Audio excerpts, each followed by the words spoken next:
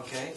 Now, the subject for today is to get into the historical perspective on the assassination of the president.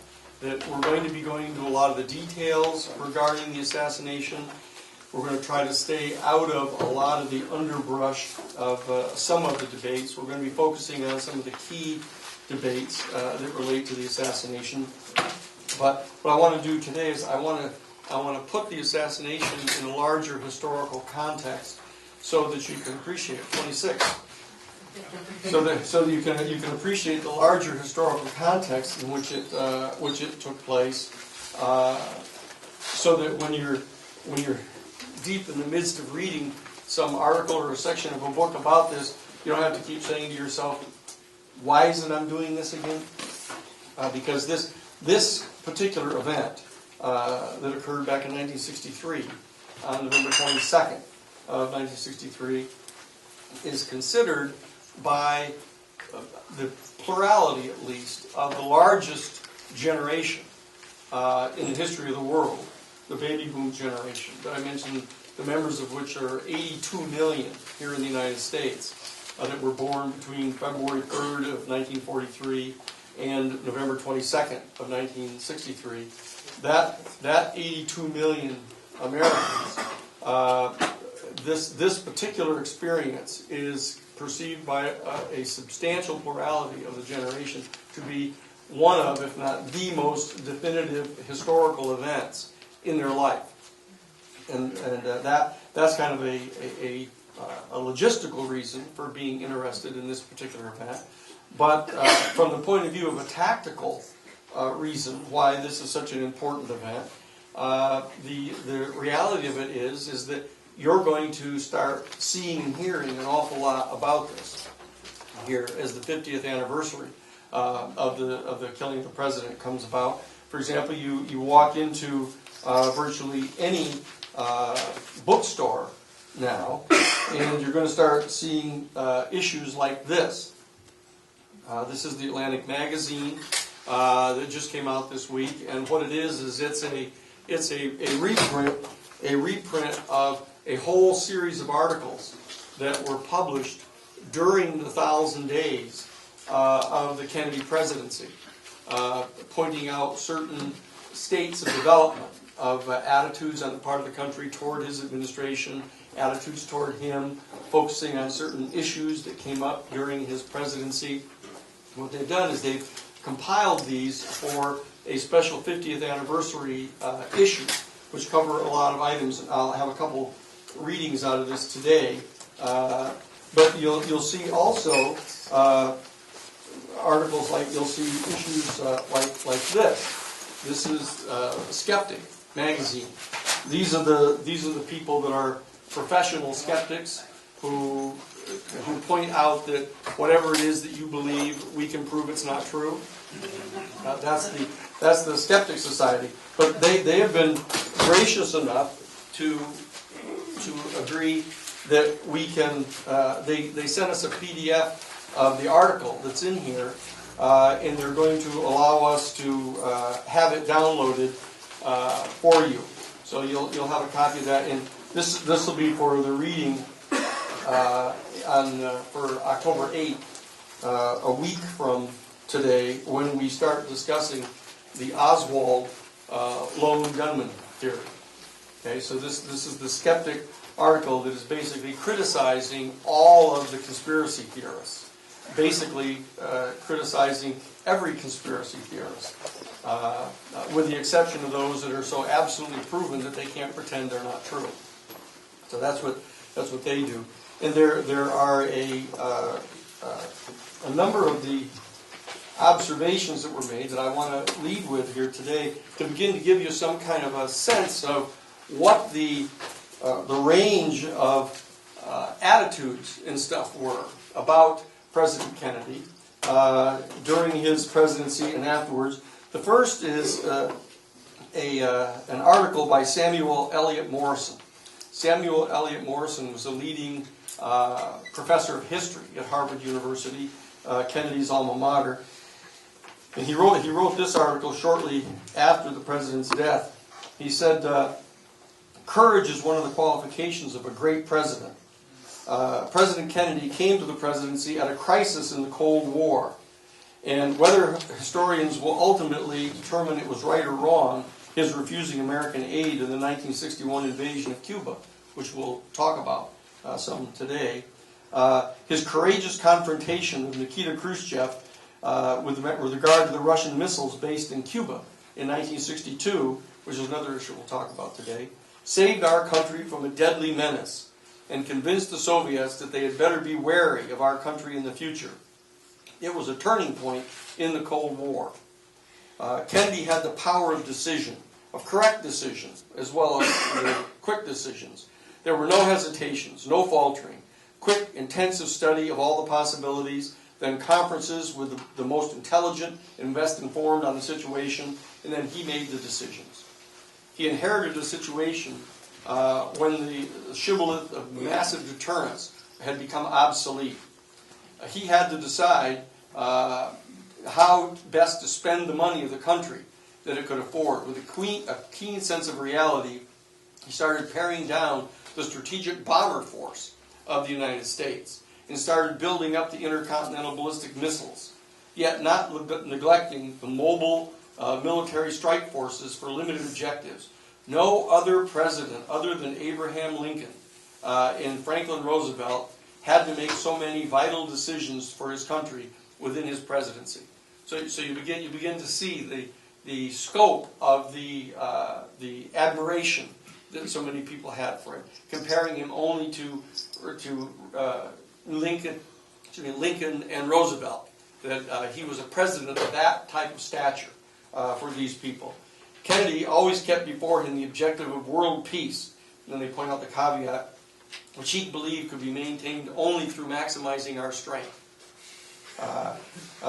He consistently sought détente with the Soviet Union, and he obtained the Test Ban Treaty, which may in the future be considered the crowning glory of his entire administration.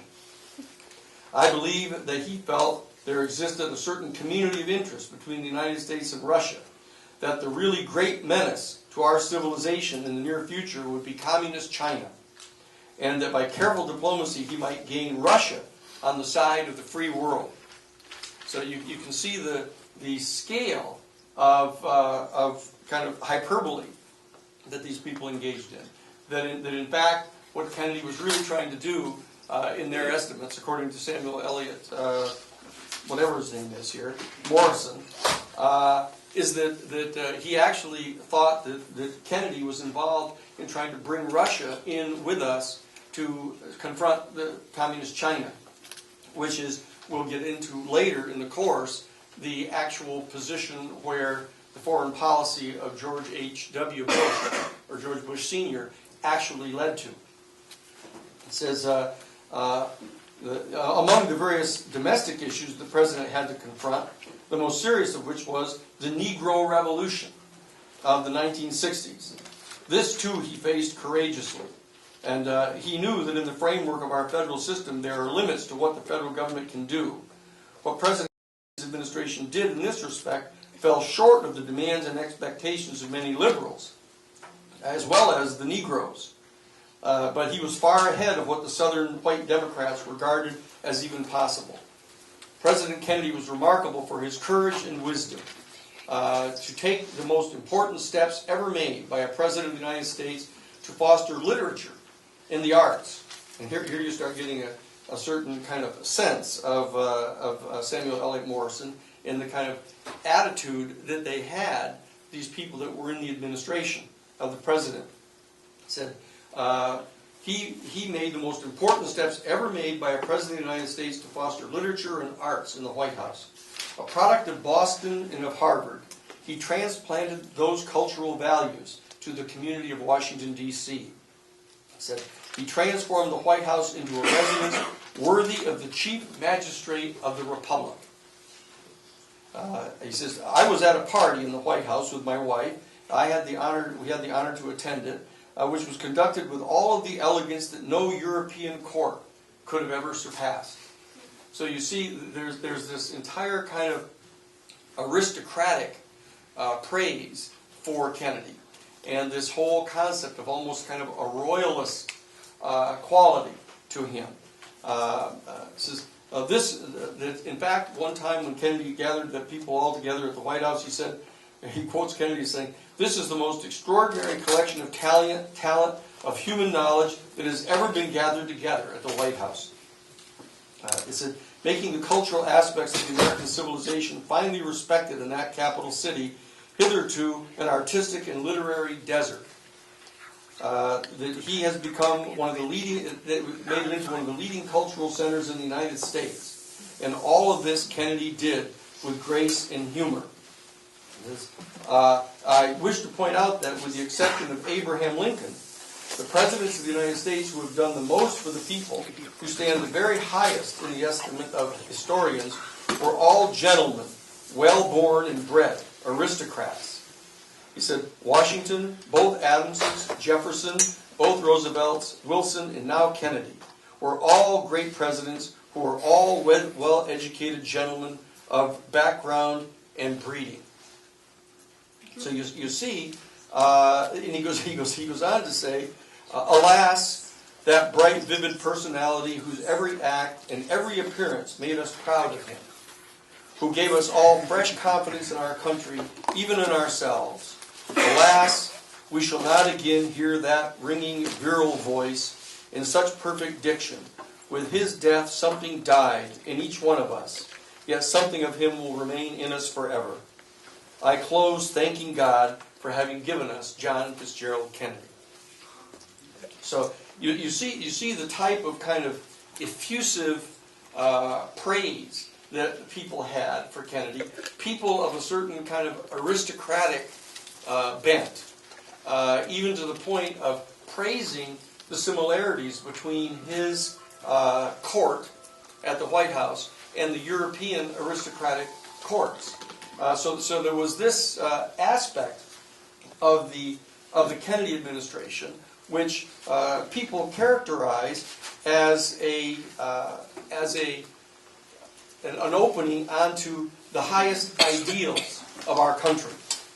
In fact, that is how the Kennedy administration and Kennedy's history is basically pitched by many people in the baby boomer generation.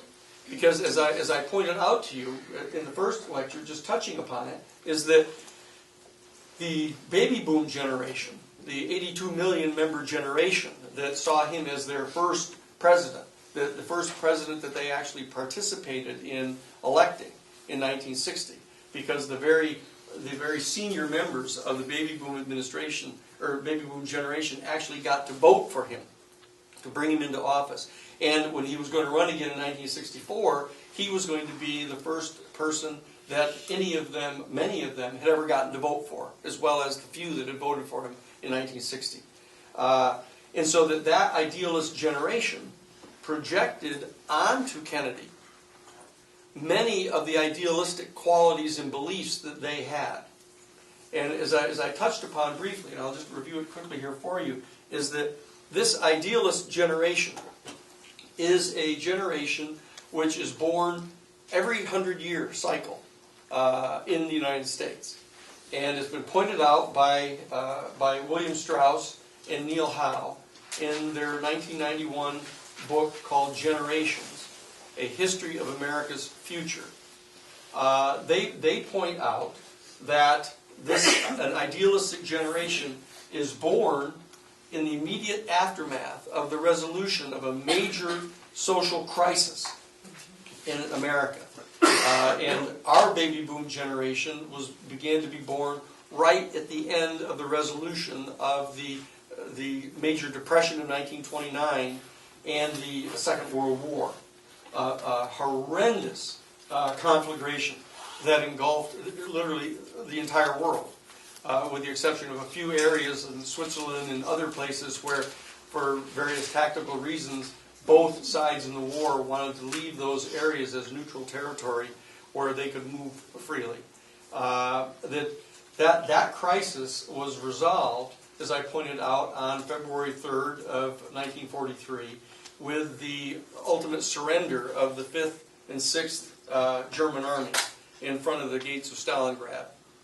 That had followed by 6 months the destruction of the Japanese Navy at the Battle of Midway and by the United States Sixth Fleet.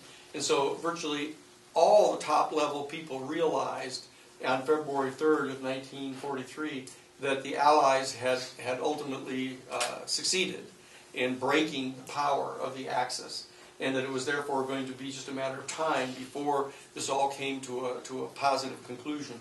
And for that reason, all of the children who began to be born after that morning of February 3rd of 1943 were born into, as Strauss and Howe point out, into a rising sense of elan and expectation that all things were possible, that with the application of intelligence and work, you could achieve anything. And so what the generation did, like other preceding idealist generations, they actually began to explore the most profound ideals of the entire culture so that they could translate these ideals into concrete fruition. And that is the task of every idealist generation. And the previous idealist generations had followed the success of the American Revolution back in the 18th century, the American Civil War in the 19th century, and then the conclusion of World War II and the Depression in the 20th century. And so this idealist generation projected onto John Kennedy, even though he was not a member of their generation. He was a member of the World War II generation. And the baby boomers are the post-World War II generation. But the idealist generation projected onto John Kennedy a lot of the qualities of the ideal generation. Youthfulness, vigor, courage, idealism, a constant sense of righteousness. And so what they did is they convinced themselves, not entirely unlike the feeling that you guys may have seen around the election of Obama. When Barack Obama was elected for the first time in 2008, you saw this kind of gushing outpouring of all kinds of projections onto him of what a great progressive liberal president he was going to be. And he has had the good fortune of living into his second term. And so now we can see a lot of the other aspects of him, whereby he's engaged in approving the National Defense Authorization Act of 2012, which authorizes the military detention of any one of you without probable cause, and the authority to put you in front of a military tribunal and imprison you for the rest of your life without civilian trial and without right to counsel. And of course the major campaign of drones killing, assassinating people that they determine without any type of judicial process to be enemies of the state, including American citizens. So that we have been compelled by dint of Obama's longevity in office to see other aspects of him, and it has caused the kind of idealistic glow that was projected upon him to be diminished. But you'll see, even with Obama, very similarly to Kennedy, is that even those kinds of actions on his part still don't stop you from every time you turn on the television and you see him talking, going, wow, isn't this something?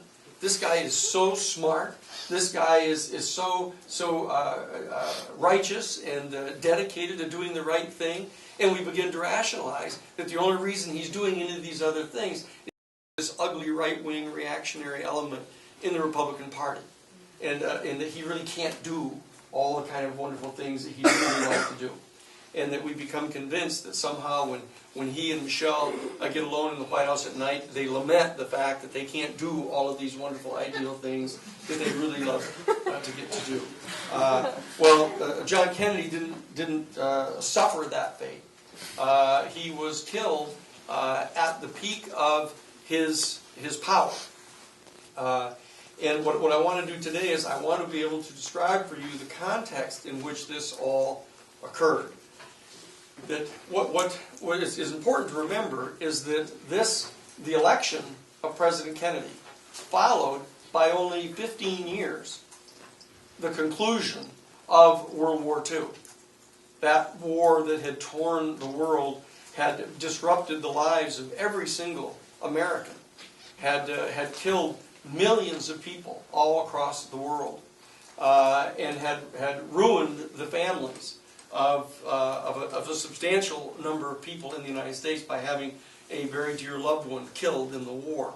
And of course, had wreaked havoc all throughout Europe, had destroyed a substantial portion of the major cities in Europe, had laid waste to the German cities of Dresden and others. You know, this was an absolutely horrific experience that those people had gone through.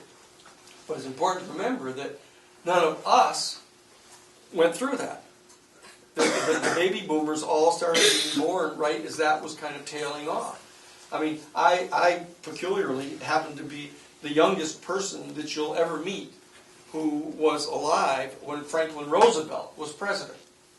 Very weird. I mean, I was born 3 days before he died, so I was actually alive while World War II was still going on. I didn't pay any attention to it.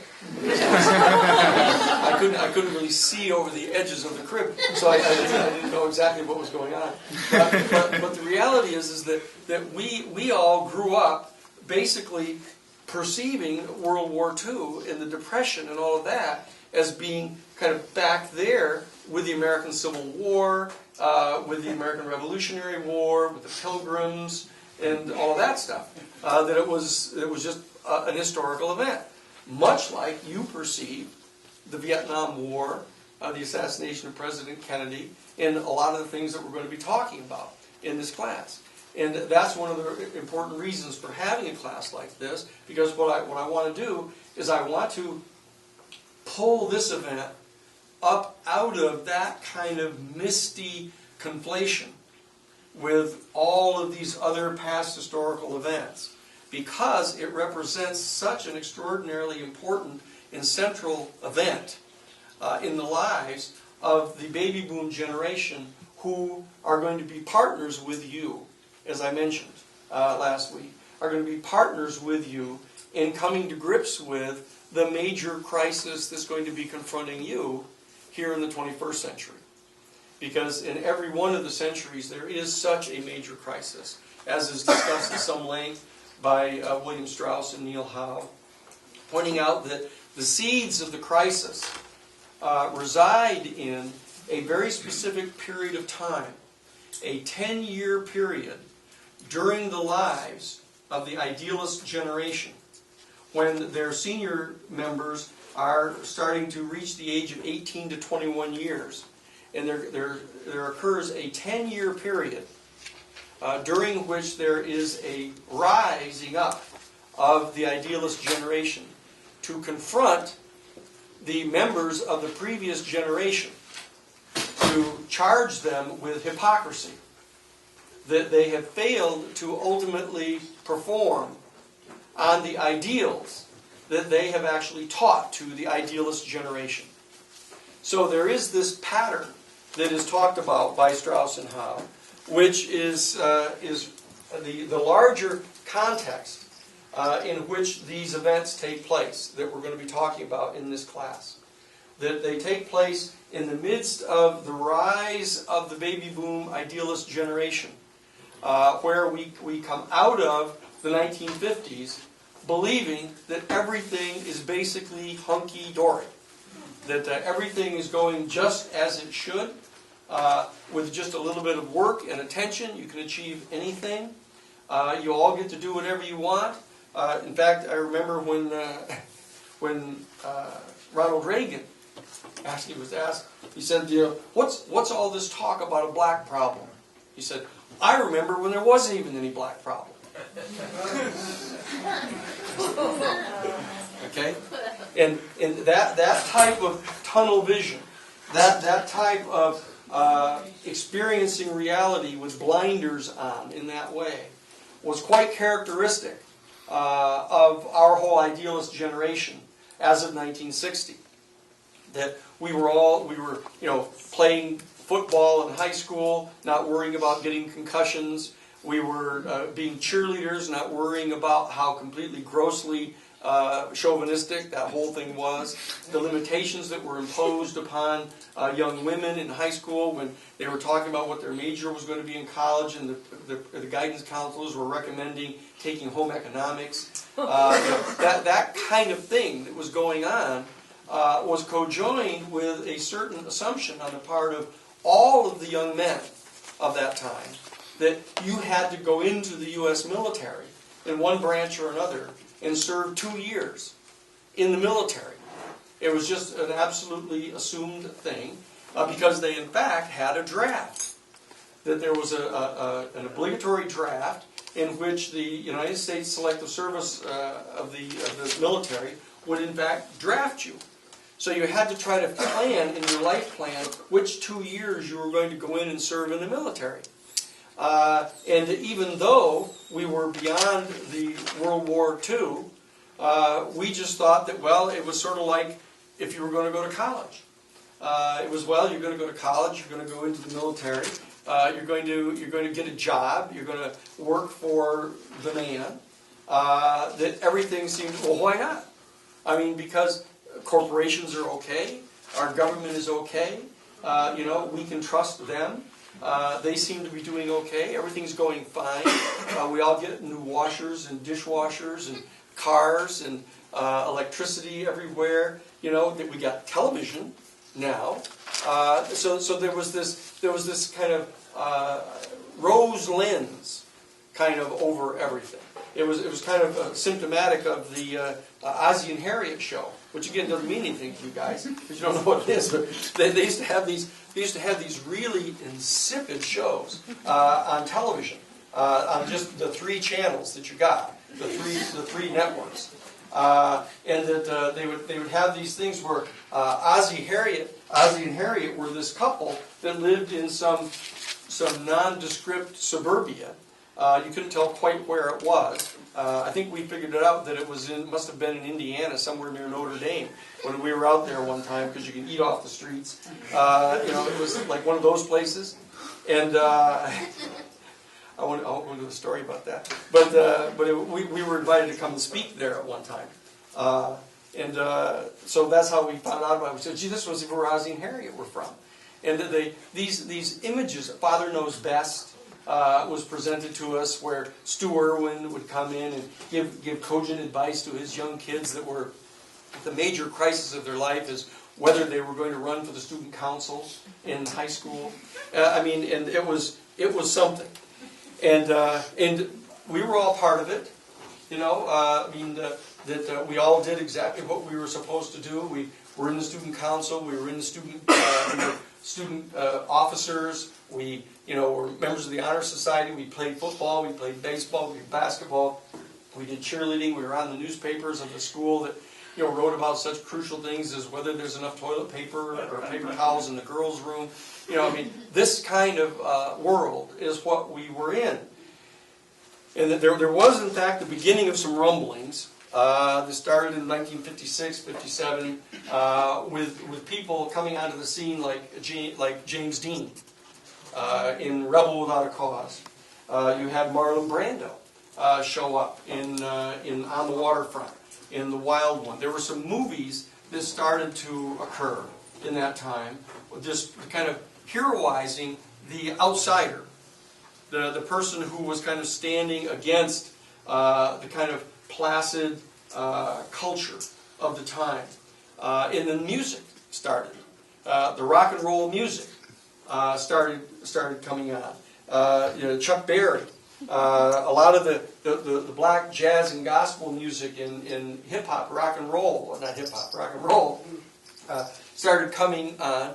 And our generation, the baby boom generation, began to gravitate toward that kind of music and began to go to movies and stuff about those kind of resisting characters.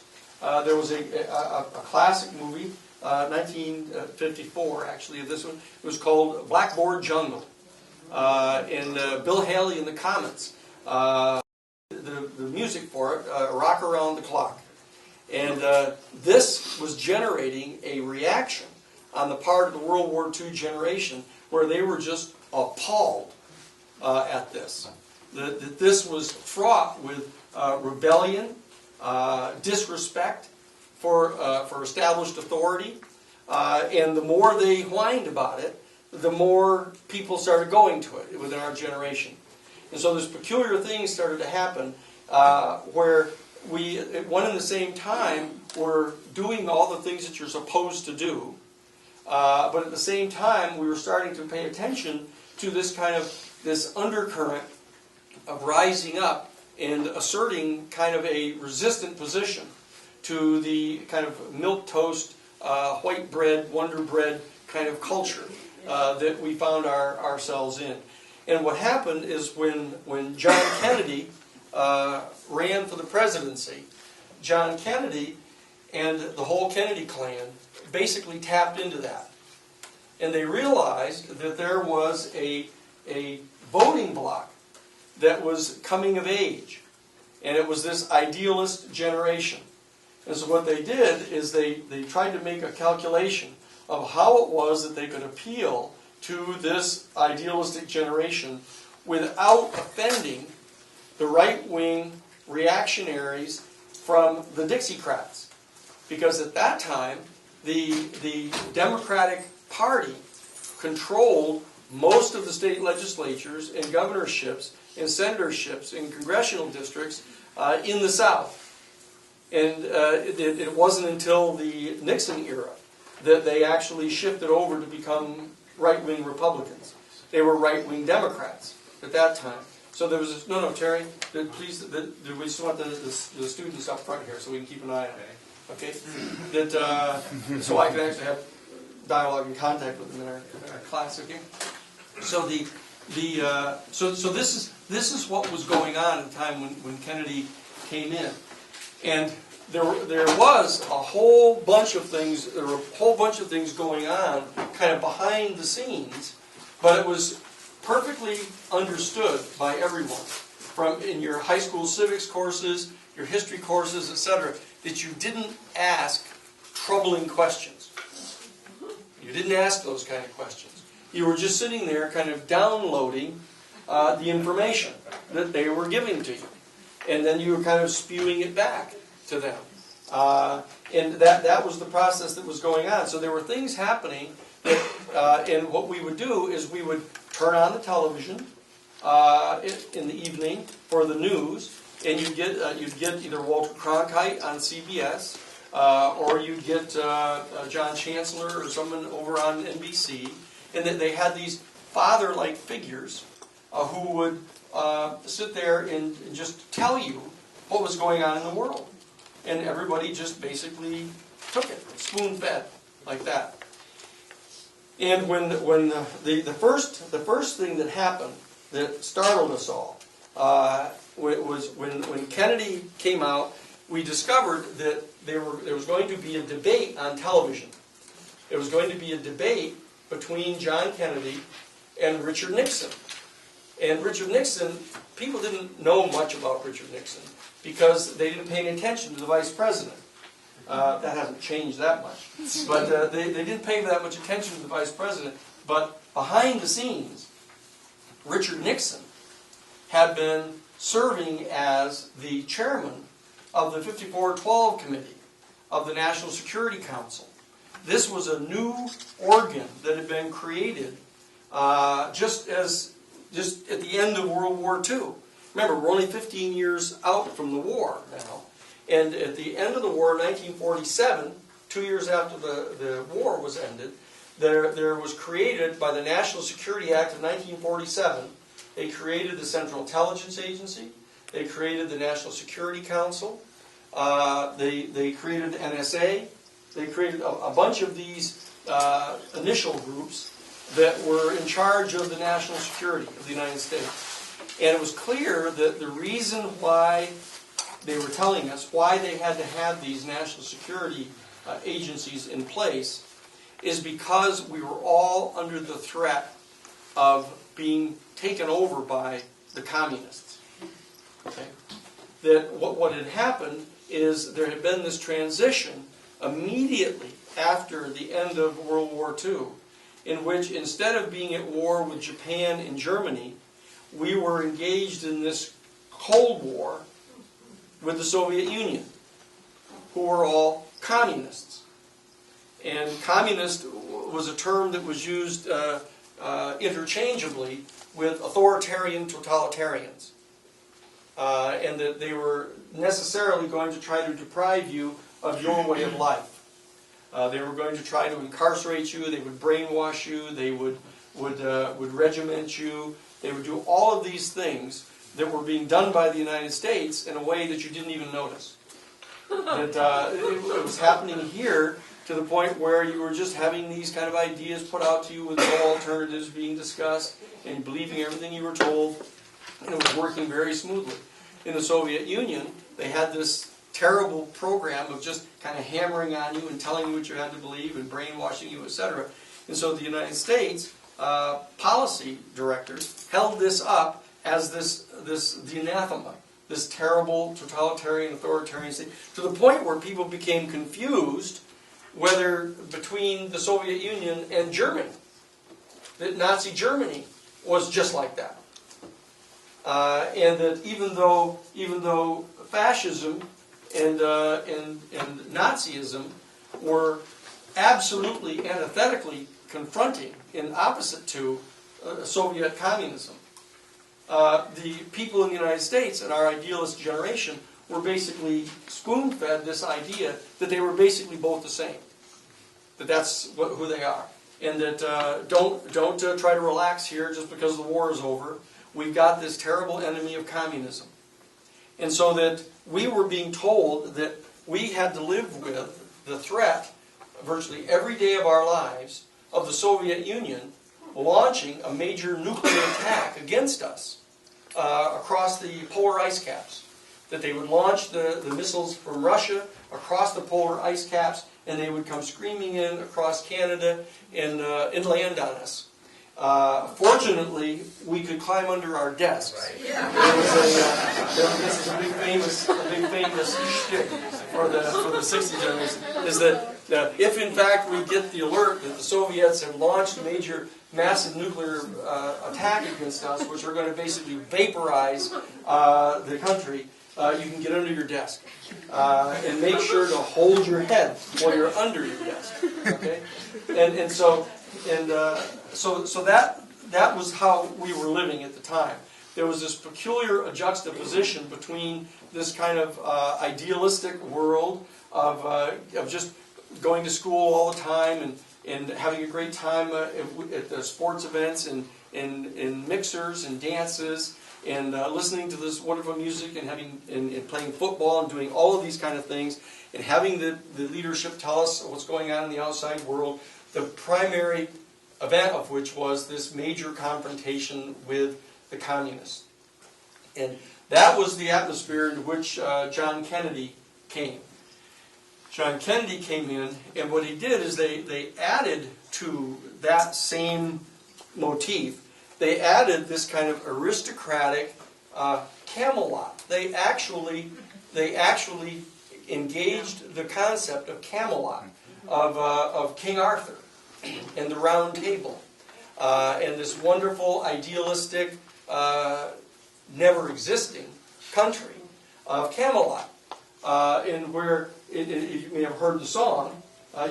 It's always sunny in Camelot. It never rains in Camelot. That everything is wonderful in Camelot.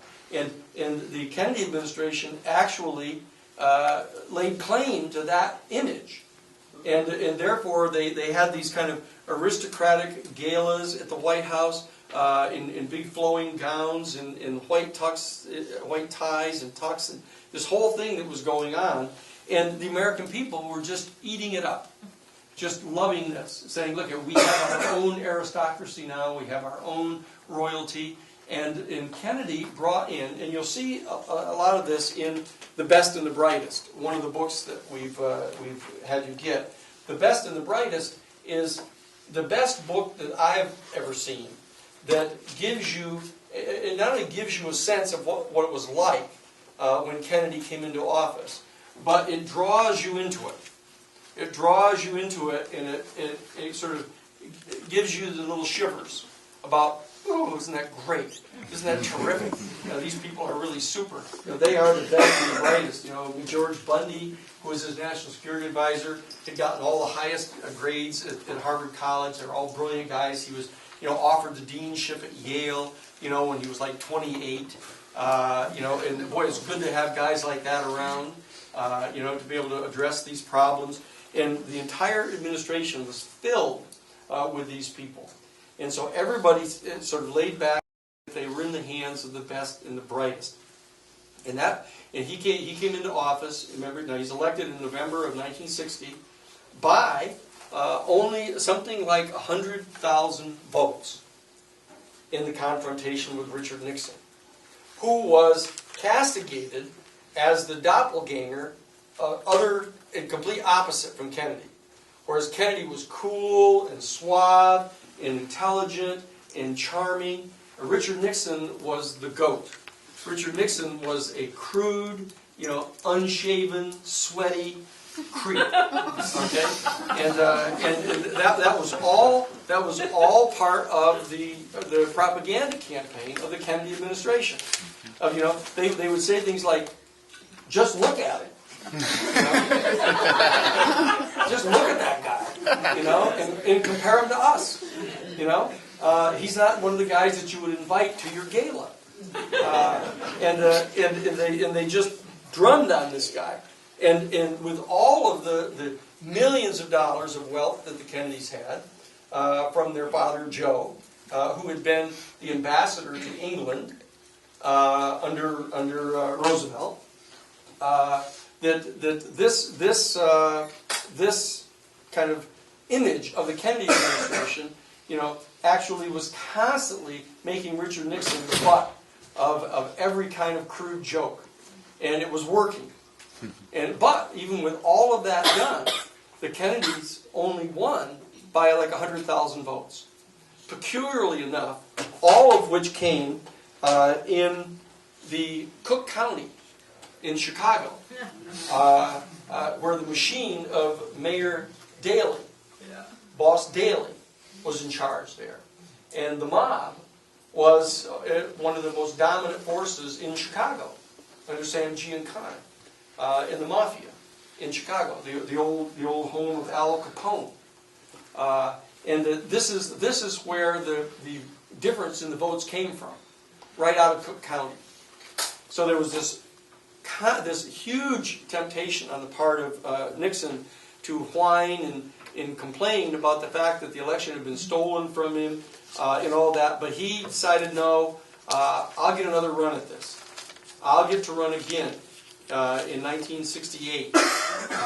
I'll get to, or 1964. I'll get to run against Kennedy. So I'm not going to ruin my chances by sounding like a whiner. So he let the thing go. And Kennedy comes into office. And when Kennedy came into office, one of the crucial things that Kennedy did, and these are things that this is part of this course is kind of Nancy, if there's a seat back up there, please take one of those because I want the kids all in one spot here. There's one right there on the left, right in the back, I think right there. Thanks. And oh no, there isn't. I'm sorry. But so the one of the principal things that Kennedy did to Nixon in the debates, he in fact challenged Nixon. He said to Nixon in the debate, he said, I can't believe basically that you've allowed communists to come into Cuba when we had a stable democratic government functioning there under Batista, who was a total fascist dictator, who was a partner of organized crime in running the casinos and the prostitution and the heroin trafficking in Cuba. But Kennedy characterized it as a flowering democracy that was now being taken over by Fidel Castro. And what he did is he framed the issue that way, and then told the whole world during the debates, the televised debates, that Nixon was soft on communism, of all things. I mean, Richard Nixon, who made his entire history out of being anti-communist. He was a legal counsel on the Senate committee, the McClellan Committee. These were the other side of the house of the McCarthy hearings in that whole period of time that you may have heard about. But the bottom line is Kennedy actually succeeded in turning it around 180 degrees and attacking Richard Nixon for being soft on communism because he'd allowed communists to come into Cuba. And so that, and he said also that Nixon had been guilty of allowing the development of a missile gap that he asserted completely falsely, that in fact the Soviet Union now had way more intercontinental ballistic missiles than the United States had. And the United States had like 1,500 of them, and the Soviet Union had like 24. Okay? And yet he pushed this out, that in fact, there was this huge missile gap, and that if he was elected, Kennedy would in fact build up our missile strength, and we would offset this missile gap. And then thirdly, what he did is he said, if I were president, if I'm elected president, I will do something about all those communists down there in Cuba. And that was because he had been briefed as the Democratic candidate by the Secretary of State, and he knew that Richard Nixon had a major covert operation going on, attempting to overthrow the government of Castro. But he also knew that Nixon couldn't say anything about it, because it was completely classified. And so what Kennedy did is he cornered him and said, you're not doing anything about trying to get rid of the communists down there. I will get rid of them if I'm elected president. So what Kennedy did is he was able to get some of the hardcore right-wing people to support him on the theory that he was going to get rid of the communists down in Cuba. Okay? Yes? Did Nixon know that JFK knew about that classified thing? Oh, yes. Because they knew that he was briefed on it. Because it was his Secretary of State that briefed him. So he was livid about this. But he also had lost. And so what he did is he just tucked his tail in and shrank back and was getting ready to run in 1964 against Kennedy. One of the first things that Kennedy discovered when he came in, and as you may not know, he selected as his Attorney General his brother Bobby. And Bobby was like 28 years old or something at that time. And he brought in Bobby. Bobby had never had a legal job. He'd never been in court. But he selected him as his Attorney General and actually had the capacity to get away with saying, I thought he needed some training. So I made him Attorney General. So he could get some legal training. And everybody laughed, just like this. No, isn't that funny? Isn't that cute? Isn't that cute? And so Bobby became John's right-hand man. Basically like his chief of staff. Basically like his national security advisor. Basically like his deputy president. And they were everywhere together and all the meetings together. And the two of them began to move in on trying to figure out what they were going to do about Cuba. And what they discovered, after having already known that there was this covert operation going on the part of Richard Nixon, they had a program called Operation 40. It was the code name for it. And Operation 40 had the Central Intelligence Agency, which remember had been created in 1947. And Nixon and Eisenhower came into office in 1952. And in 1953, they designated as the head of the Central Intelligence Agency a guy by the name of Allen Dulles. And Allen Dulles was a lawyer at Sullivan & Cromwell, big major Wall Street firm. And his principal client was Brown Brothers Harriman, one of the great investment groups of the country, with J.P. Morgan, John D. Rockefeller, the Harrimans that owned major railways. That this was a huge powerhouse. And so he reached out and had Allen Dulles made the head of the Central Intelligence Agency. And one of the first things they discovered is that that Eisenhower and Nixon and Dulles and the CIA were running this covert operation against Cuba. They had hired a whole bunch of Cuban exiles that had fled from Cuba in January of 1959 when Batista was overthrown by Fidel Castro. That hordes of these gamblers, people that were involved in heroin trafficking, people that were involved in other aspects of organized crime, and the petite people in the Batista regime that was this fascist authoritarian government, they all fled from Cuba and they came on up to Florida and to Miami and Tampa. And that whole group became a nest of opponents to the new revolutionary government in Cuba. And what happened is Richard Nixon, sitting in the chair of the 5412 Committee in charge of covert operations, immediately mounted a covert operation to eliminate them and try to put Batista back in power so that they could reinstate the organized crime people in the gambling casinos and the operations, including the heroin, which I will just say parenthetically was an operation of the Central Intelligence Agency, bringing heroin in from Southeast Asia, with which they were purchasing the weaponry that they were covertly smuggling to the nationalist Chinese over in China of Chiang Kai-shek in Formosa, because they couldn't get the Congress to approve that, and so they had set up a whole operation in which they were taking a skim off the opium trafficking that was coming in from Southeast Asia through the Corsican mafia into Cuba and being sold in the United States. Okay, and what Kennedy discovered is that Operation 40, that covert operation pursuant to which they were sneaking Cuban refugees and exiles into Cuba, and they were there blowing up bridges, setting fire to big fields of sugar cane. They were poisoning shiploads of sugar that was going to be getting sent to the Soviet Union.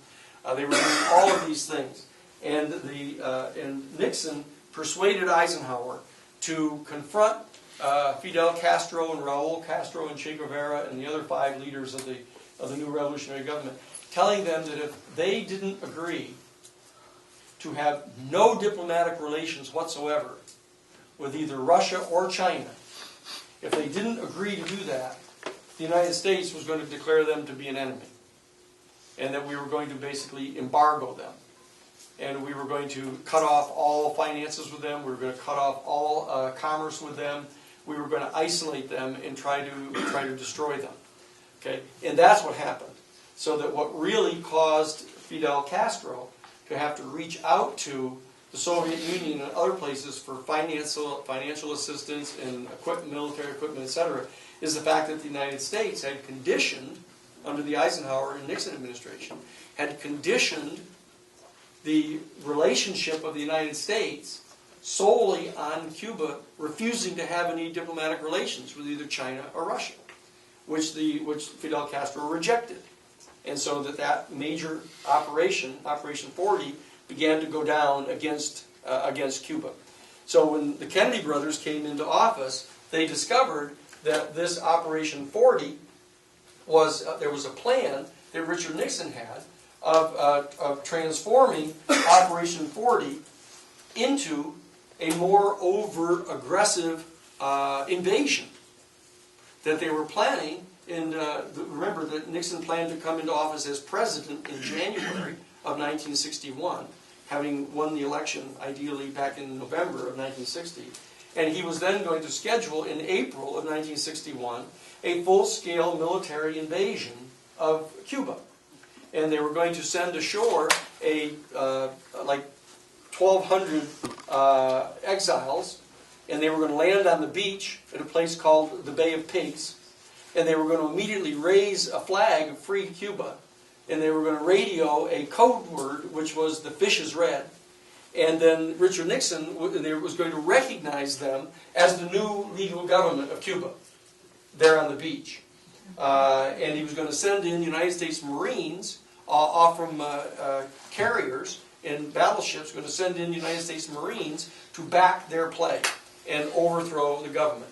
And that was the plan. When Bobby and John arrived in the White House in January of 1961, they discovered that there was actively underway.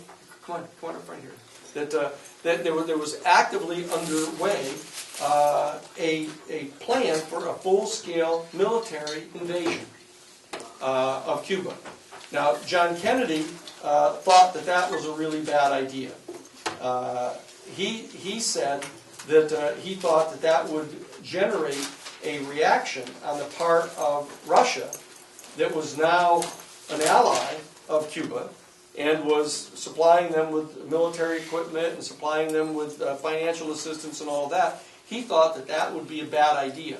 But what he said was, look, if you can assure me, the CIA, if you can assure me that the people of Cuba want to revolt against Fidel Castro, and that if we just put a landing force of 1,200 exiles, adequately armed, with weapons with all the serial numbers shaved off so they won't know they came from the United States, like, that would be a hard one to tell. What he said, what we'll do is we'll agree to recognize them if they take the beachhead, but we'll have to depend upon the accuracy of your CIA intelligence data telling us that the people will rise up. They'll rise up and overthrow Castro. Okay, so I'll take you at your word. If you've told me that's going to happen, we'll do that. And the great mythology is that he refused to provide any air power to them. He did refuse to allow any United States military aircraft to go in full scale behind them, or Marines or anything. But what he did do is he allowed them to have a number, I think 6 or 8, old World War II bomber planes that were all based down in Nicaragua. And they would come in and they would provide air cover for the 1,200 or so exiles that were coming ashore at the Bay of Pigs. And what happened is John Kennedy, pursuant to the uniform advice from the Joint Chiefs of Staff, from the Air Force, from the Army, from the Marine Corps, and from the Navy, what they did is they all backed this play. They all backed the play of the Central Intelligence Agency, telling them that, yes, this would be successful. If these 1,200 guys go ashore, the Cuban people are going to rise up behind them, they're going to overthrow Castro, and then you can recognize that government. And so Bobby and John went along with this, and they agreed to have this happen. Well, what happened is in May of 1961, the 1,200 guys went ashore, but the problem is that the time zone in Nicaragua was different than the time zone at the Bay of Pigs. And what happened is the aircraft did not get there on time. And what happened is these 1,200 guys go ashore, and it turns out the Cuban military were waiting for them, knew that they were coming, had set up all kinds of machine gun nests everywhere, and began to pound them. And, in fact, one of the strategic targets of the bombers that were in Nicaragua were to bomb the airfields to keep the Air Force of the Cuban revolutionary government from coming and attacking the people on the beach. Well, that didn't happen either, so the military planes of the Cuban government started pounding the guys on the beach and began to basically shred the operation. Sank 2 of the boats that had their extra ammunition on it, and then they were stranded. So this huge catastrophe occurred in April of 1961, and Kennedy had, in order to kind of give some kind of colorable evidence that he wasn't in charge of this whole thing, had scheduled a big gala soiree at the White House. And so he was there at the party when the advisors started coming in and telling him that this was a disaster, that they were trapped on the beach, that they had to do. He withdrew from the party, went in and met with his Joint Chiefs, and they were all adamant that they absolutely had to send in the United States Marines and the United States military aircraft to go in to knock down the planes of the Cuban government and take over this thing and save the day. And they had all become convinced, all the Joint Chiefs of Staff and the CIA people were all convinced that a new young president, just in office basically like 4 months, was going to succumb to that advice. And that he wouldn't be wanted to be viewed as a chicken, and so he would yield, but he did not. And he absolutely refused to send in any further assistance. He said, "You promised me that if they landed on the beach, the people would rise up, And I did not, in fact, deny you any air cover. I denied you United States military fighter planes, but you had air power, but you messed up. And I'm not going to send in any U.S. military forces. And so he allowed those people to be slaughtered. I think they killed 200 men, and there were 1,000 men that were captured by the Cuban government and imprisoned. It was a horrible catastrophe, and Richard Nixon, was devastated by the failure of this operation. And Kennedy was forced to call Nikita Khrushchev, the premier of the Soviet Union, and admit that in fact Kennedy had authorized this to take place. Not that everybody didn't know it, but he admitted it openly and apologized for it and promised them that he would not allow any more attacks to be directed against the island of Cuba. And what happened is that almost immediately thereafter, he in fact changed the name of Operation 40 to Operation Mongoose and continued Operation 40 against them, using the same forces, the same Cuban exile groups, the right-wing supporters of the fascist dictatorship of Batista, the same people that were involved in organized crime, the gambling casinos, and the heroin trafficking. They continued to use those same operatives to continue the operation against Cuba.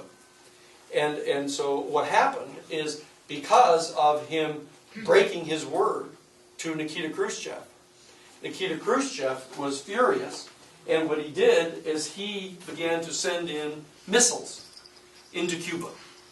And he started sending in medium-range missiles that were able to reach a number of the cities in the United States. The Miami, Dallas, along the southern coast of the United States, enough to make serious damage to the United States. He began to smuggle these into Cuba and have them assembled secretly. What happened is so that whole remainder of that year, there was a huge pressure on Kennedy. What Kennedy did is began to fire people from the Central Intelligence Agency. He fired Allen Dulles, who had been the CIA director from 1953 to 1961. He fired Richard Bissell, the head of operations against Cuba. He fired Cabell, General Cabell, who was the deputy director of the Central Intelligence Agency.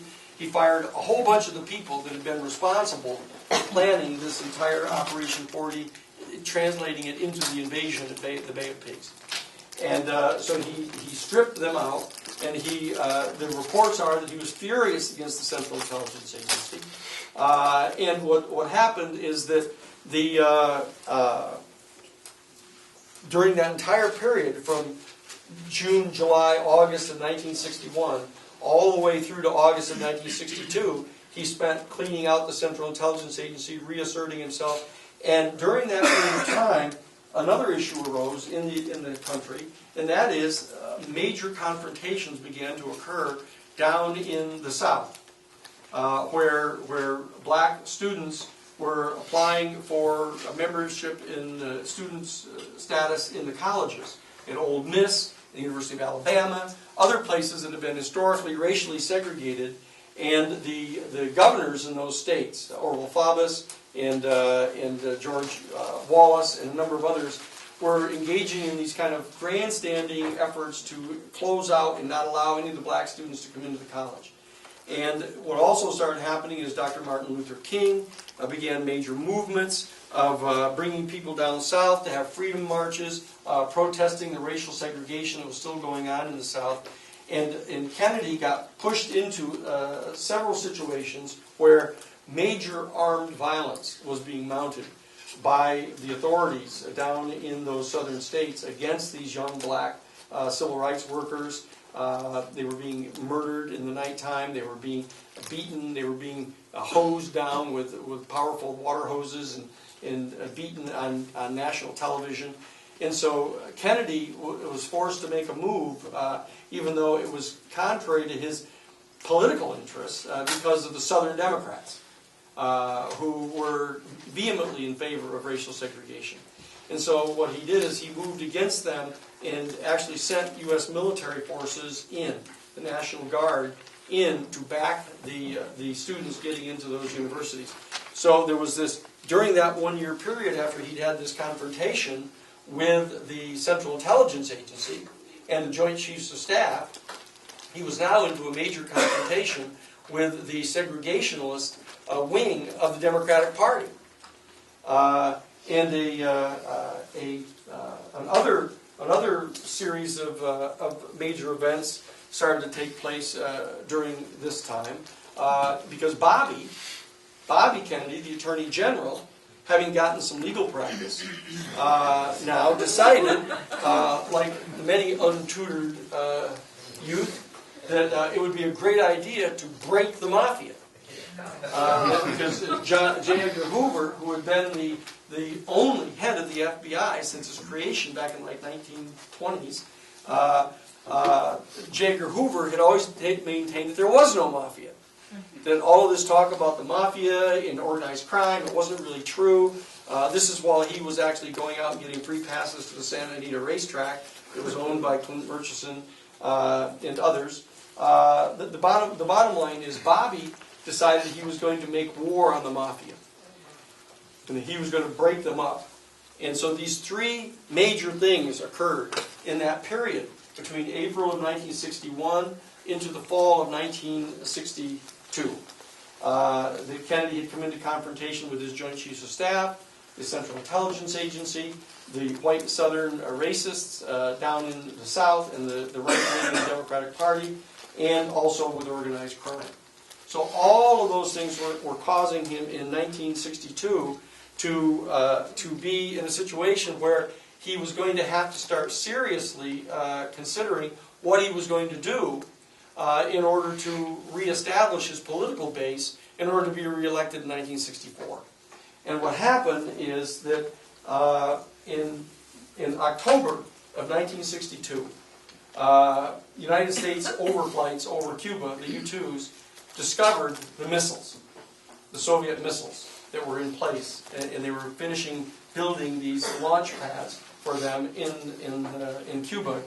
And so what happened is the United States Joint Chiefs of Staff all mobilized and demanded that Kennedy launch an immediate preemptive strike against the island of Cuba, and to take out all the missiles, to basically destroy the bases where the missiles were based there, which would have resulted in the killing of substantial numbers of Russian advisors, military advisors that were there helping install the missiles and to run the missiles, and it would have generated a major military confrontation with the Soviet Union. So there are lots of there's lots of literature around about this. The 13 days, these famous 13 days that took place in October of 1962. And this becomes a crucial event, the crucial event, I believe, in the 1,000-day administration of Kennedy. Because on the night, he refused to adhere to the advice of the Joint Chiefs of Staff, refused to launch a military strike against the missiles. He, in fact, set up a blockade. He set up a naval blockade around Cuba and issued an ultimatum to the Soviet Union saying that if, in fact, any ship carrying nuclear missiles crossed a particular line of a longitude in the Atlantic approaching the island of Cuba, bearing missiles, that would be decided to be an act of war by the Soviet Union against the United States, and the United States would take all measures necessary, implying nuclear attack if necessary. And so that blockade got set up, and there was an event that took place on the night of October 26th of 1963. October 26th of 1963 is probably or 62 rather, October 26th of 1962 is probably the most important single date in the entire history of the United States. Probably the most important single date in the entire history of the human family. Because it was on that night, that one of the ships of the Soviet Union came up to the line of longitude that had been demarked by the president, and actually crossed the line and continued on across the line. And the Joint Chiefs met, and they said, look, we have been insisting that you take those missiles out of Cuba, that you bomb them immediately, and now they've defied us. We want you, we've all voted unanimously for you to undertake a military strike against the island of Cuba to destroy those missiles. Kennedy responded by saying, look, if I do that, there is a significant chance that the Soviet Union is going to retaliate. Secondly, that we may not be able to get them all knocked out in one fell swoop, and that if we don't, they may be able to launch some of them, and they may be able to hit different cities, New Orleans, Miami, Savannah, or Atlanta. There's places that they could reach, and we aren't sure enough that we can get them all knocked out.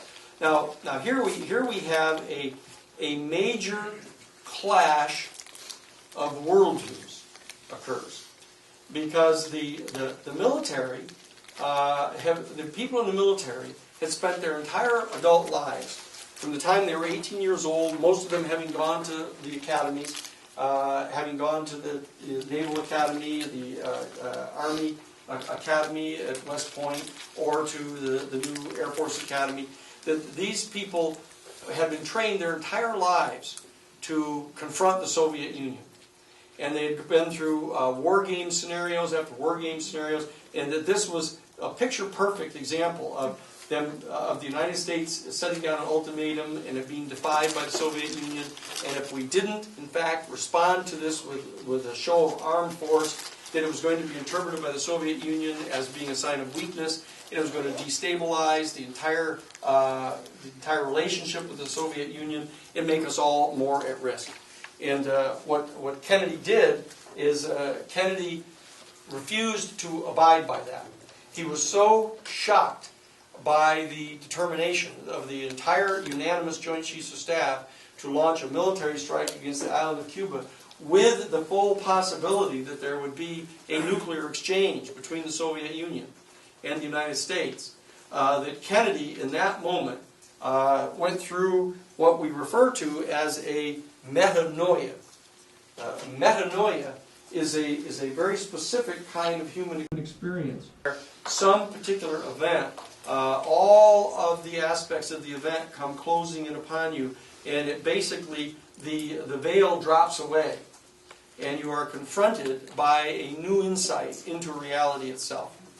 And Kennedy was so stunned by that decision on the part of the Joint Chiefs, and was so moved, he said to Kenny O'Donnell, when Kenny brought in news that this vote had been taken by the Joint Chiefs, he said, I will not be the man that does this.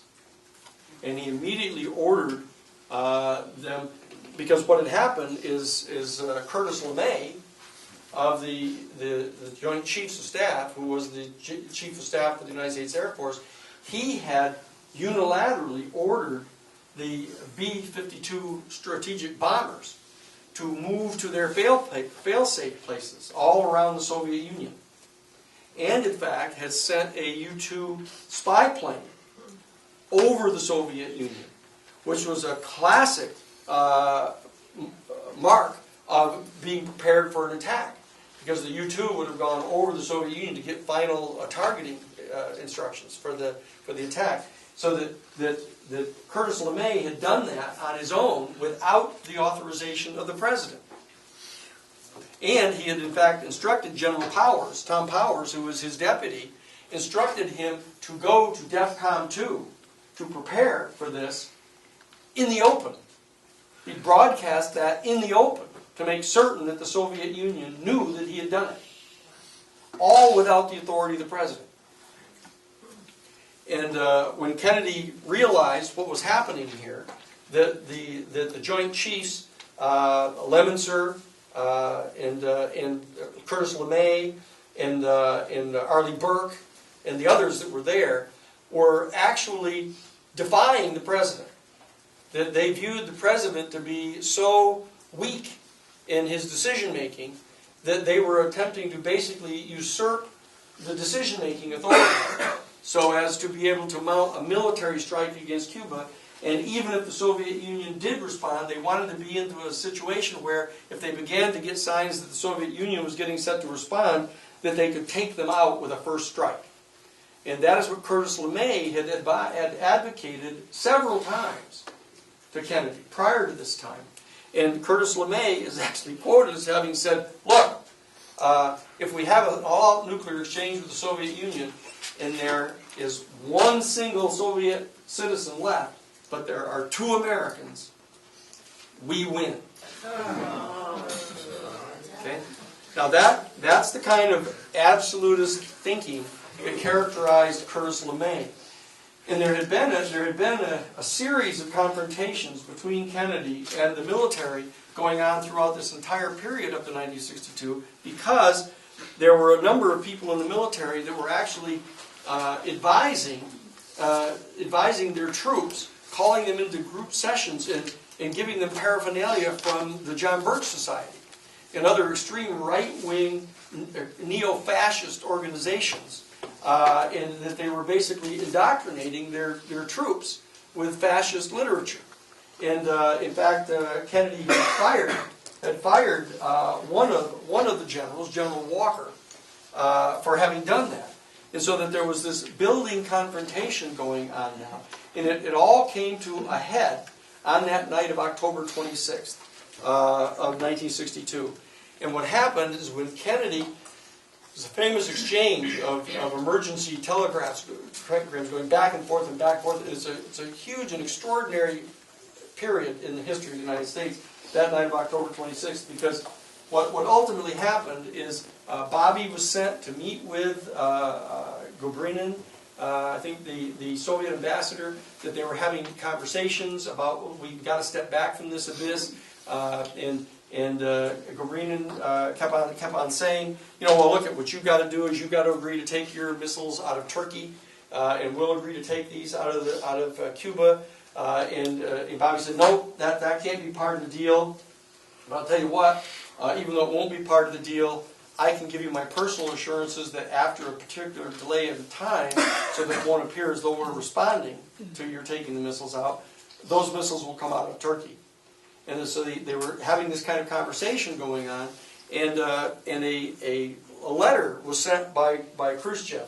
And the thing is that there's like 11 hours of difference in the Soviet Union, in Moscow, in the United States, so that one of them was in the daytime and the other one was in the nighttime when this is all going on.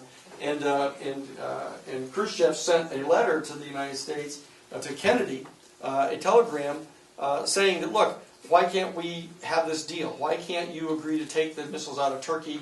I can agree to take the missiles out of Cuba, and then we'll have a standoff and we'll all be good. And while the United States was considering that, what happened is that the hardliners inside the Kremlin basically surrounded Khrushchev and backed him off, and they drafted another letter and sent it to the United States, sent it to Kennedy, basically telling him to kiss off, and that they weren't going to take the missiles out of there. And it was a real hard, long letter. And there's a famous set of discussions, and there are several movies about this. There's one movie called 13 Days. There's another movie called The Missiles of October, which is a great.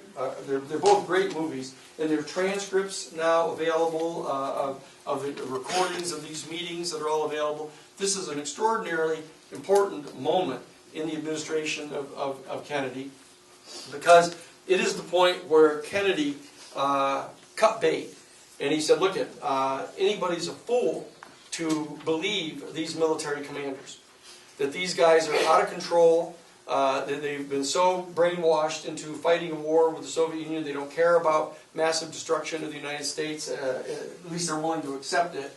And he said, this is not acceptable, and he ordered them to step down from DEFCON 2. He basically sent out an emissary to establish communications back-channel communications with Fidel Castro to normalize relations. He sent out communications to Khrushchev saying, look, this is nuts. We've got to both back off this thing. We need to start having negotiations to start discussing a test ban treaty to stop testing these nuclear missiles or nuclear weapons in the atmosphere. We need to basically move toward eliminating the nuclear weapons because they're going to potentially destroy us all. And he delivered a very famous speech at Washington American University in the spring of 1963, in which he said, look, we got to stop this. The Soviet Union and we have a lot of common interests. We need to be friends with each other. And during this entire period of time, from that night of October 26th to that speech at American University in the spring, in April of 1963, there was this growing conviction on the part of the people in positions of power in the United States government and outside of the United States government in the private sector that John Kennedy had basically betrayed them, that he had been selected to be a Cold War warrior. He was selected to be the Mr. Smoothie that could have rule in the Cold War with an iron hand and a velvet glove, and that he was a cool dude and could get away with all this, but that he had gone over, that he had collapsed. When confronted eye to eye with the Soviet Union, he had blinked, that he had backed off, and that he was attempting now to sell us out to the Russians. So there was this whole dynamic that started. And what happened is Kennedy, because of them coming so close to thermonuclear holocaust, what he had done is he had ordered the Operation Mongoose to stand down. And there were these 5 bases at which these Cuban exiles were being trained. There was one on Swan Island, one at a place called No Name Key. There was another one in the Florida Everglades, and there were 2 at Lake Pontchartrain over in Louisiana, one on the northern end of the lake and one on the southern end. He ordered all of them to be shut down. He ordered to have no more actions taken against Cuba, and these people were furious. They were furious that he had betrayed them.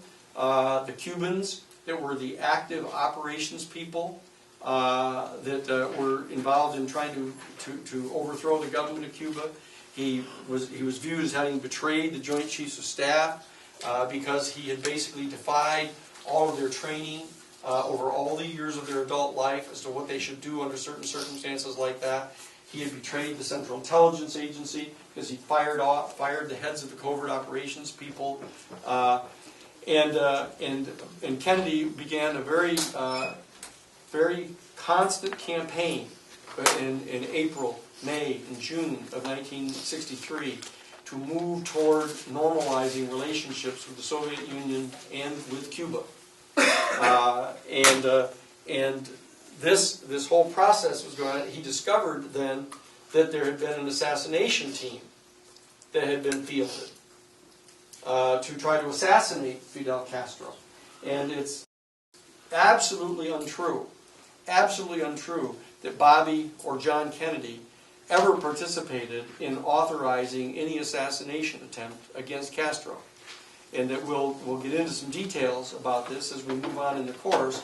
But the bottom line, when Bobby found out that there was an assassination team that had been fielded, he was furious, and he and John issued an order to stand them down. And efforts were made by that team to carry out an additional attack against Fidel Castro to attempt to assassinate him. And they're led by Frank Sturgis, who was the CIA liaison to the Cuban exiles on Swan Island. They actually launched a military attack against Cuba in complete defiance of the president and the attorney general, and actually sank a Soviet ship in the harbor in Cuba. And Kennedy was livid, was furious about this. And he actually in February of 1963, mounted 6 helicopter gunships filled with United States Marshals and U.S. Customs officers, and sent them in to Swan Island and burnt out the island, burnt out the camp, and arrested all of those guys and brought them in and charged them with a violation of the Neutrality Act, of mounting military action against a person or a country that was not at war with the United States. And after 48 hours, he released them. He released them thinking that was an adequate shot across the bow of these people. But then he came to find out that the camp of these people over in the Everglades was planning another attack against the island of Cuba under the leadership of E. Howard Hunt, who was the liaison from the CIA to that particular group of people. So he sent in a second fleet of helicopter gunships, same gunships actually, same marshals, and burnt them out and arrested them for a violation of the Neutrality Act. And all of this was going on. All of this was going on in causing a diminution of his previous political support from the Southern racist segregationists, from the hardline military people, from the leadership of the Democratic Party that wasn't sure that he was the guy that they should run again.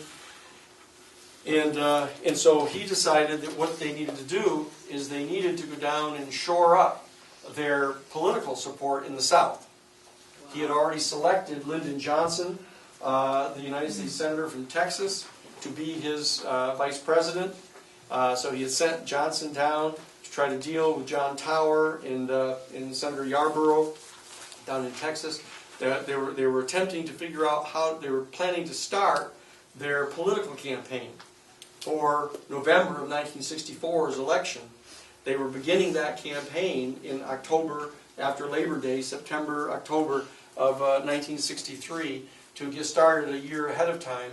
And so they put on their schedule a plan to go to Dallas, to have the president go to Dallas and to demonstrate the fact that he could garner popular support among the people of Texas, despite the kind of reactionary political worldview of a lot of the political leadership of the state of Texas and other southern states, that he could generate that kind of popular support for himself. And that sets the stage for his trip down to Dallas on November 21st of 1963. And that's where we will, not on Thursday, but on Tuesday, we're going to take up the story of that day and what happened.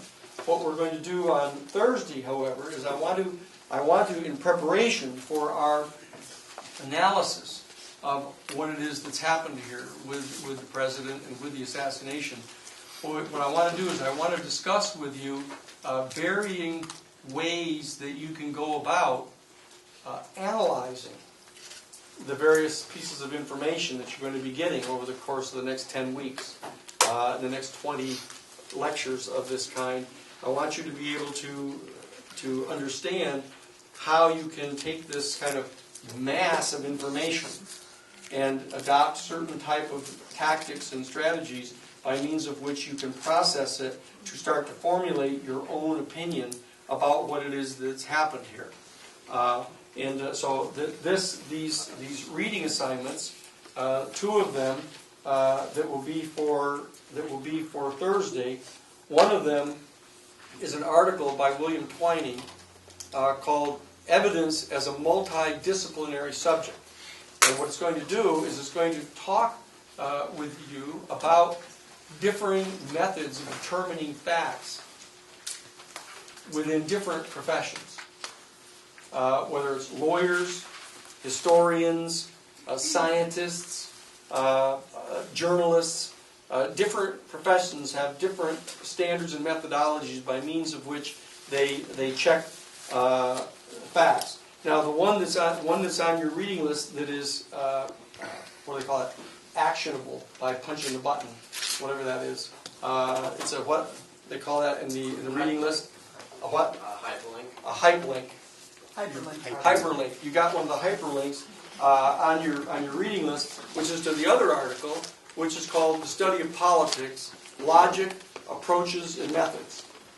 Okay, so that's the one that is on the hyperlink that you'll get, and then there is this one that you're going to be getting. We're going to put it up on the e-commons.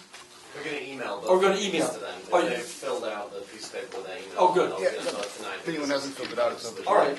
We're just overcoming the bugs and that stuff. We're going to email both of these to you tonight, so you'll have them. Okay. So I want you to take a look at those. But don't get too uptight about all those. What it really is kind of a complicated process of talking about inductive reasoning versus deductive reasoning and different things that you can do. But it's a scholarly approach to methodologies of analyzing factual information. But I just want you to have it. I want you to have read through it. I don't want you to read through it like you're half asleep and you can't remember anything it says. But I don't want you to have to say, oh, what are the three criteria for determining scientific reality is distinct from legal reality. I don't need all that. I just want you to read these things and become familiar with some of the concepts that are involved. And then what we're going to do is on Thursday, we're going to talk about this. And very importantly, we're going to talk about the role that worldviews play in determining which of the theories of the assassination one is inclined to accept, independent of the information. That it's a very major issue that I want to talk with you about, because we're going to try to figure out how to overcome the bias of worldviews that we have, so that we can try to undertake an objective analysis of the information that's going to be made available for us in the course. Now, I also see there's a bunch of books. The brothers' books are here. Or anybody? How many of the students have a copy of Brothers yet? Okay. Okay. Do you guys? Is there anybody who does not have one yet? Okay. You guys should get them here. They're going to be cheaper than anywhere else you're going to be able to get them. And Rob can handle, it's like $6.95 or something like that for it. Okay, 8. Sorry. Okay, 8. It's the money he's going to go to Mexico with over the turkey holiday. For a couple months. Okay, so that's what we're going to be doing on Thursday. And so now we have another. Well, I guess we're supposed to get done at what, 5:45? 5:40. Yes. Oh yeah. So we got Okay. We got a few minutes anyway. I keep thinking 6, but I think in round numbers. But based on what I've told you so far, what type of questions do you have? They can be about anything we've talked about today, anything we talked about last Thursday, or any questions you got from the students. This is more for the students. Yes. Is there a certain reading or something where you can get all the background information that you were telling us today? Well, there are a bunch of them, and that's why you'll notice that there is a larger syllabus. That the little 5-page syllabus that all of you have is the one that is kind of hyperactive or whatever that is, and you can punch the button and get some of these little articles, short articles. But there is a longer one, what I call the medium-sized. In-depth syllabus. There's a 19-page syllabus. Have you gotten this yet? Okay. That this one has got. You'll see under each of these different sessions, you'll see some readings that are here.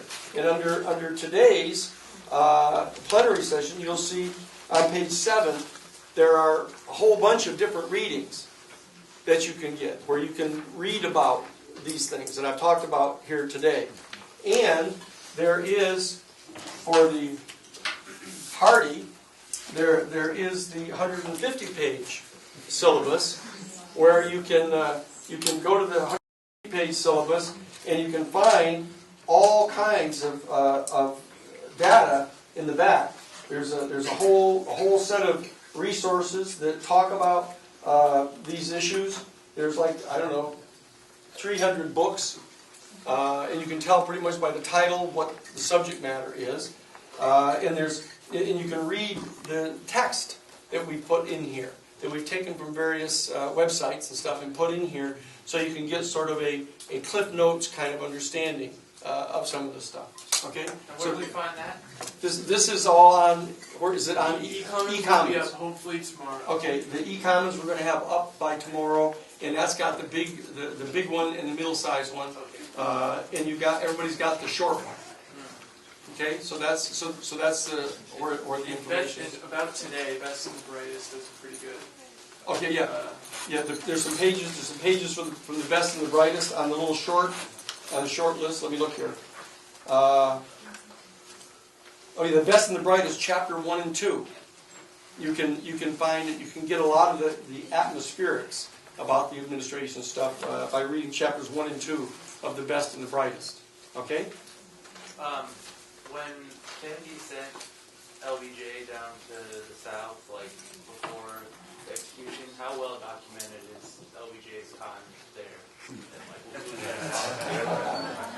Well, there have been some questions raised about that, but it appears to be on balance that he was at that time genuinely attempting to get that there had been this serious rift between Senator Yarborough and Governor John Connally, both Democrats, and that Kennedy wanted the support of both of them.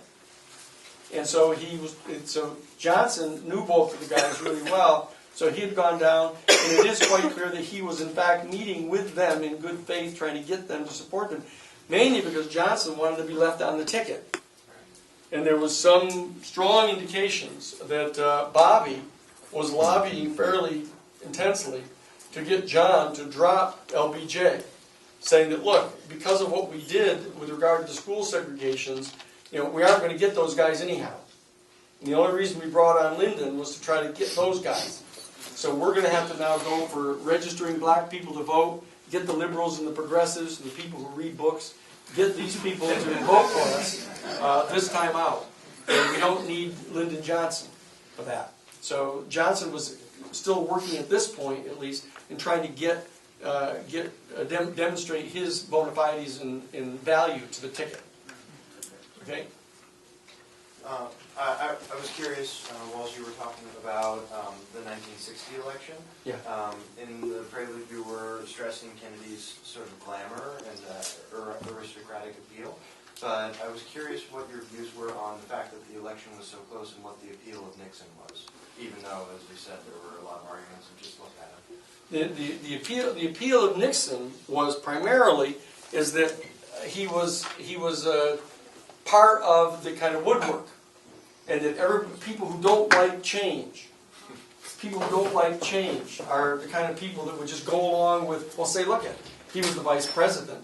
He was in all the meetings. He was there in the security stuff. He knows all about these kind of things. He's very expert at all this. He knows all the people that are in the government agencies and stuff like this. So all the people that are into not wanting to rock the boat, they're into wanting to keep things pretty much the way they are, plus, of course, the registered Republicans.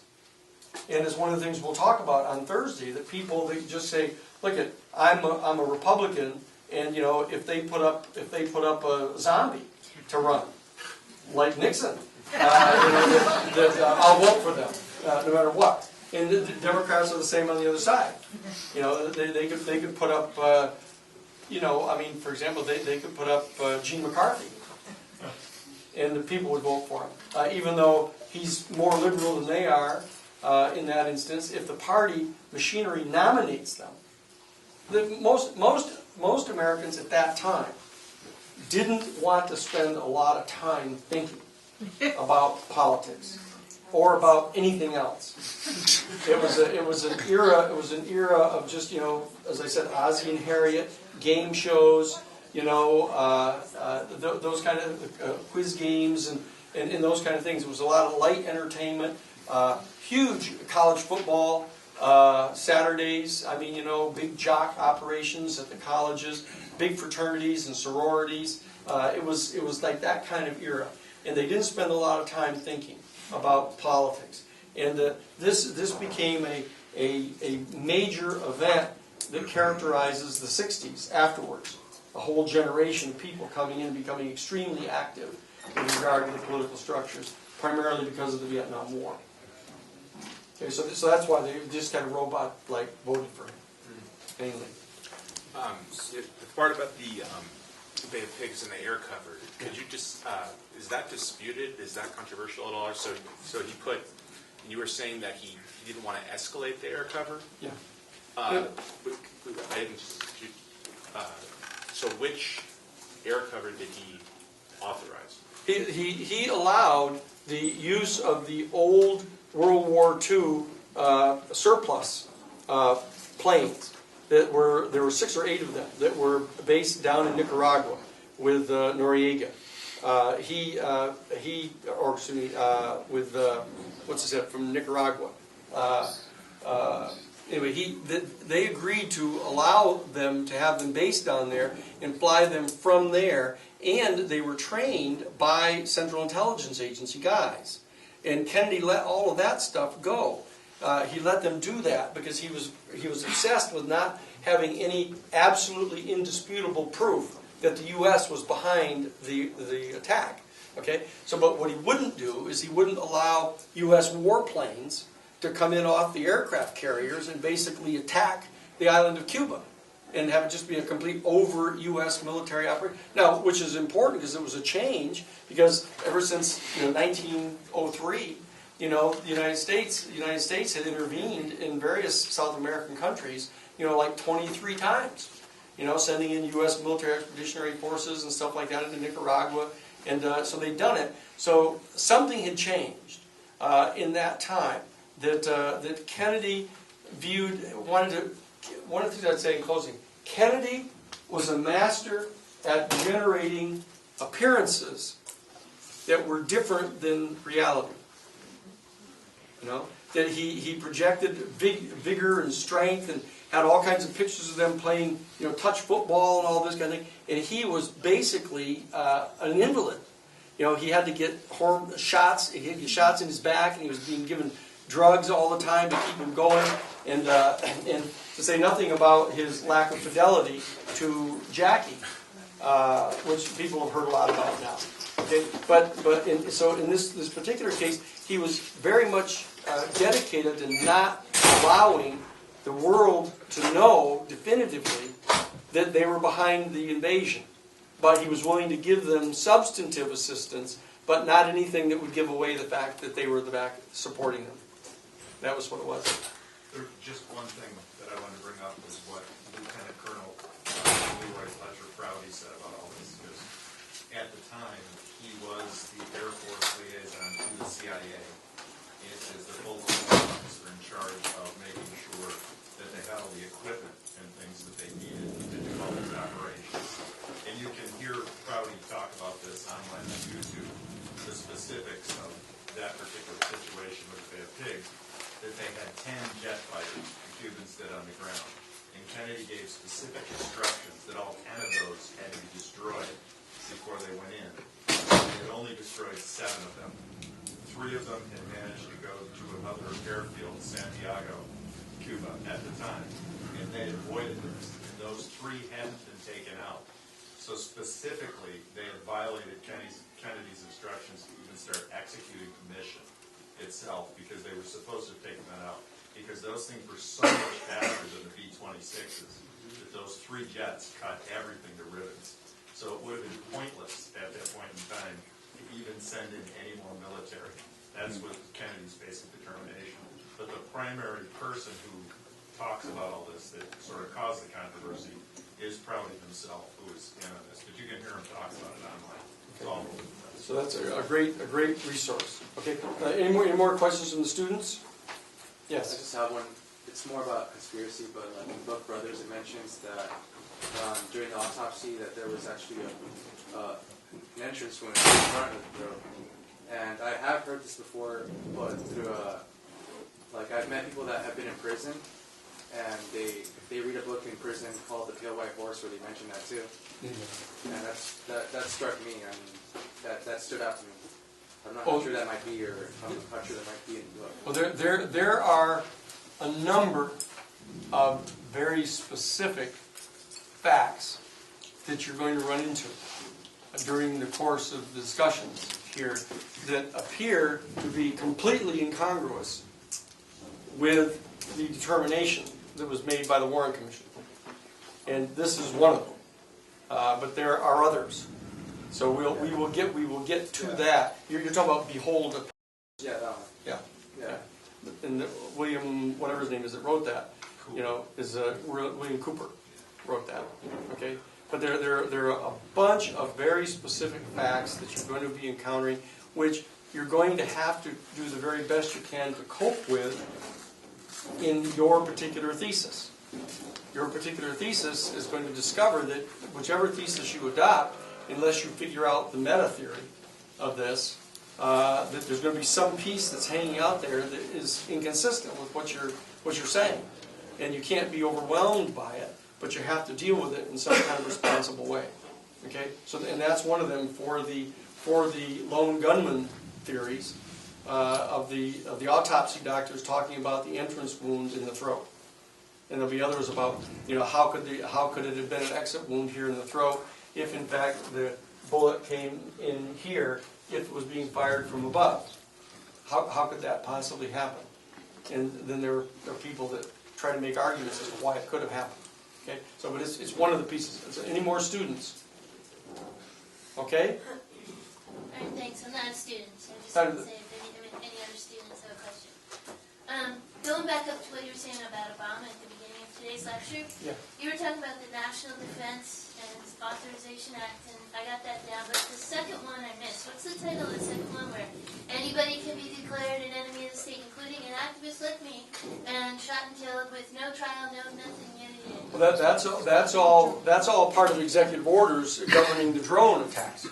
That there's executive orders authorizing drone attacks against people that are declared enemies of the state, and those are all executive orders. That's not a direct part of the National Security or the National Defense Authorization Act. That has to do with incarceration on suspicion that you're giving aid and assistance to those groups. The active enemies of the state are subject to immediate execution by the drones, and that's executive orders. And also, what's the best book on Bay of Pigs, and how can we get a medium-sized syllabus?